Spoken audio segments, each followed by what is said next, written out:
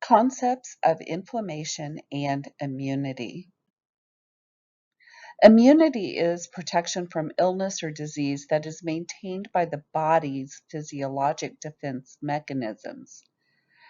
As long as the bacteria, viruses, molds, spores, pollens, protozoa, and cells from other people or animals do not enter the body, they're not going to pose a health threat. But when they do, immunity will stimulate processes that neutralize, eliminate, or destroy invading organisms. This means that the immune system has to be able to distinguish its own cells from cells that don't belong. Immunity can be reduced by many diseases, injuries, and medical therapies. That reduction can be temporary, but it can also be permanent. Regardless, it will always endanger the health when we have a reduction. Examples of temporary would be hypersensitivity or allergic responses.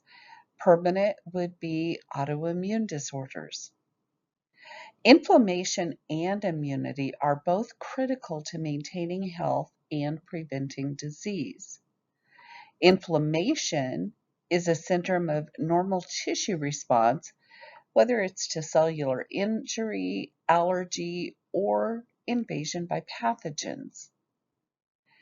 The human leukocyte antigens are going to be found on the surface of most body cells, and they actually determine the type of tissue that each person has.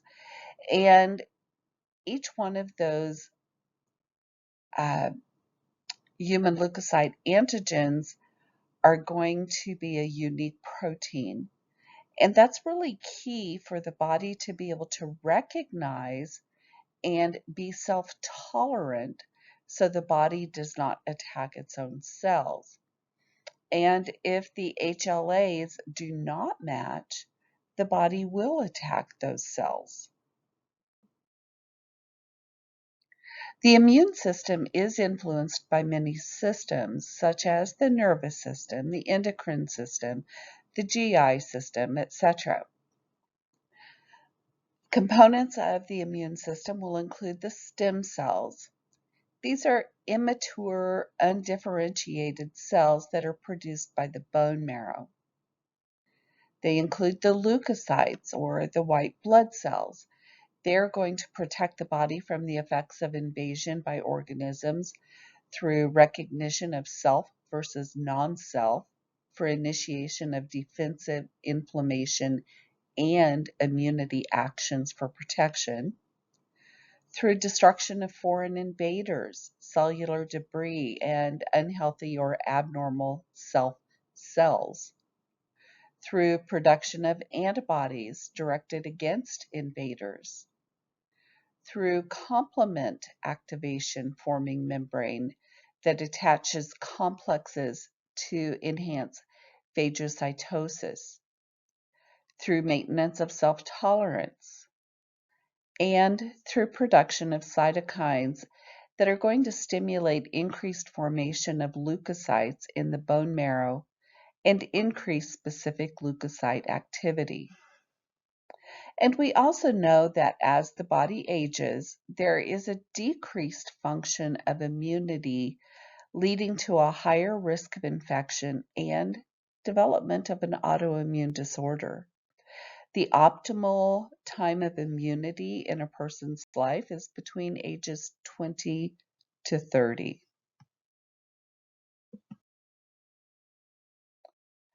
So let's talk about some of the different immunities. We have general immunity, which inflammation is a part of. We have the innate native immunity or natural immunity, which is also called the general immunity. It's any natural protective feature of a person, and it's also the first line of protection. It does not, however, provide true immunity. It can provide immediate protection against effects of tissue injury and foreign proteins, which is critical to our health and well-being, and it causes visible symptoms.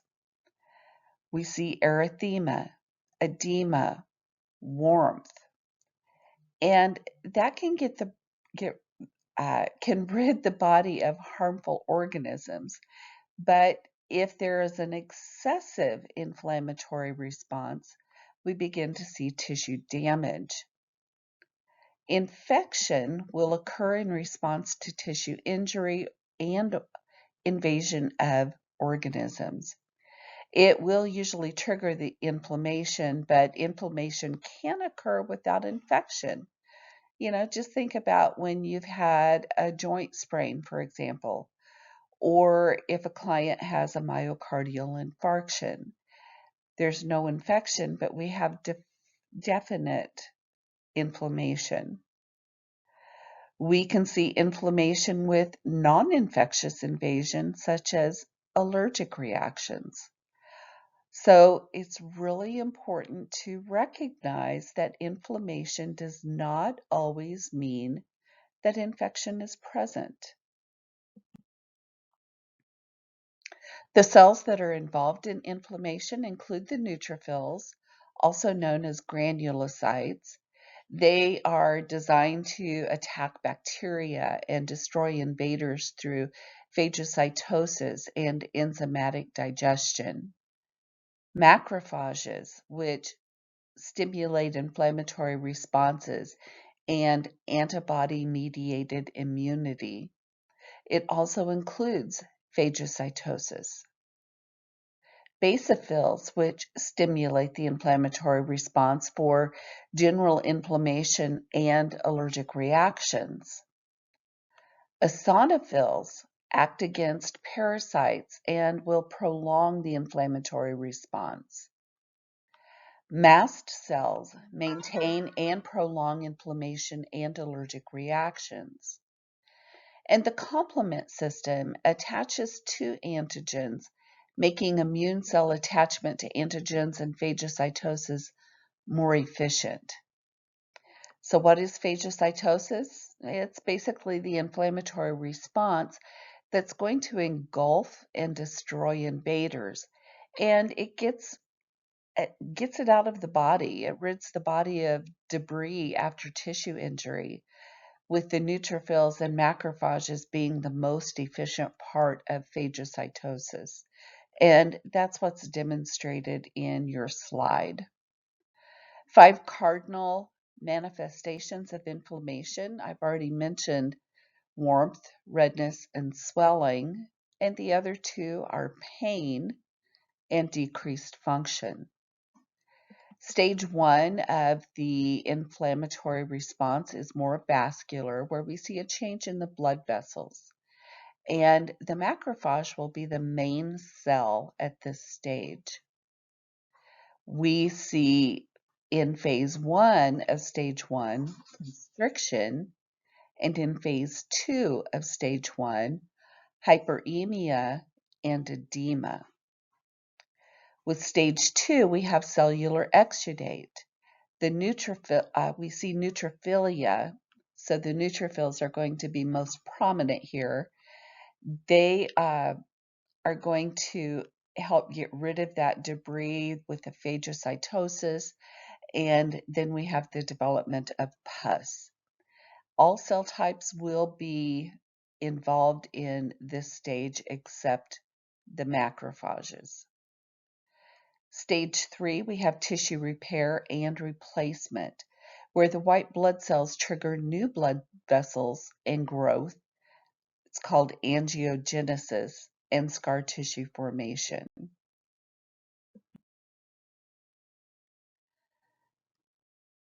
To talk more about immunity, let's look at adaptive immunity. It's specific and results in long-term resistance to effects of invading microorganisms. It's also known as acquired immunity. The body must learn to generate specific immune responses when infected by or exposed to specific organisms. And there's 2 types. We have the antibody-mediated immunity and cell-mediated immunity. It does provide long-lasting immunity. With antibody-mediated immunity, when the body is first exposed to a specific antigen, the body is going to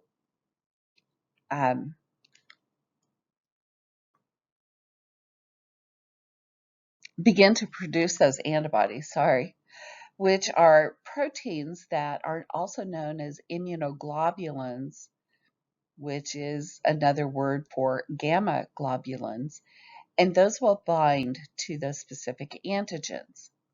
Now, the first exposure, the client is going to develop the illness or the disease, but on re-exposure to this specific antigen, the body will produce large amounts of the antibody, and the antibodies then work to destroy the antigen, so there's no illness after the first exposure. This provides long-lasting immunity. And how do we acquire antibody-mediated immunity? Well, there are several different ways. We have innate native immunity. This is also known as natural immunity. We have natural active immunity, and this will occur when an antigen enters the body naturally without human assistance. It is most effective, or the most effective type of adaptive immunity. We have artificial active immunity, which is the development of antibodies through vaccinations or immunizations. This immunity does last for many years, and sometimes a booster may be required to retain that protection. For example, I was vaccinated against hepatitis B as a healthcare worker in the early 90s. Then about 2013, I had to have a booster because I was no longer fully immune to hepatitis B. With passive immunity, antibodies are transferred to a human after first being made in the body of another human. This will provide immediate short-term immunity. It is done in two forms. We have natural passive immunity, such as a mother passing immunity to a newborn through the placenta or colostrum. And we have artificial passive immunity. And examples of that would be like the tetanus vaccine. In other words, the client is exposed to the tetanus bacteria, but by receiving the artificial passive immunity, then they do not get the disease. It also includes COVID-19 vaccine and rabies. And your picture here shows antibody structure and the receptors on the leukocytes. With cell-mediated immunity, it's also called cellular immunity. This involves many white blood cell actions and interactions. It's another type of adaptive and acquired true long-lasting immunity. It involves the T cells, and the T cells will act by calling the white blood cells that are involved in inflammation, helping to regulate immunity by preventing hypersensitivity and immunity overreactions. They're also effective against parasites such as viruses or protozoa, and they seek and destroy non-self cells. And this is where the cytokines get involved. They're going to help control many inflammatory and immune responses. Protection that is provided by cell-mediated immunity is going to help protect the body through its ability to differentiate self cells from non-self cells. The most easily recognized cells will be cancer cells and cells that are infected by organisms that live with host cells, such as viruses. And it can also prevent development of cancer and metastasis after exposure to carcinogens. Immune function is most efficient when people are which age? The correct answer is C. A 37-year-old man with polycystic kidney disease is on the kidney transplant list. He is to receive 2 units of leukocyte-poor packed red blood cells to treat a low hemoglobin. He asks the nurse why he needs this type of blood. What is the nurse's best response? Is it causes fewer blood reactions for pre-transplant patients? Is it is less likely to cause hemolysis or destruction of the blood cells after transfusion? Is it all pre-transplant patients receive leukocyte-poor blood because it's absorbed better by the body? Or is it will decrease the risk of obtaining white blood cells from the donor that could make it harder for your transplanted kidney to function? The correct answer is D. Those HLAs, the human leukocyte antigens, are found on the surface of all body cells and serve as a cellular fingerprint, recognizing self and non-self cells. When those HLAs of the immune system encounter a cell that's foreign, then the immune system cell takes action to begin to neutralize, destroy, or eliminate that foreign invader. This includes transfusion of blood. We know that transfusion of blood contains leukocytes that increase the number of HLAs introduced to the body. And evidence shows that leukocytes present in cellular blood products are the main component involved in the occurrence of HLA immunization. Several studies show that leukocyte-poor blood products are less able to induce this response. So HLA immunization through blood transfusions will make it harder to find an acceptable kidney transplant match for the client. So, in other words, leukocyte-poor blood is going to improve the chance of non-rejection. The nurse suspects that inflammation has progressed to the cellular level based on which client assessment finding?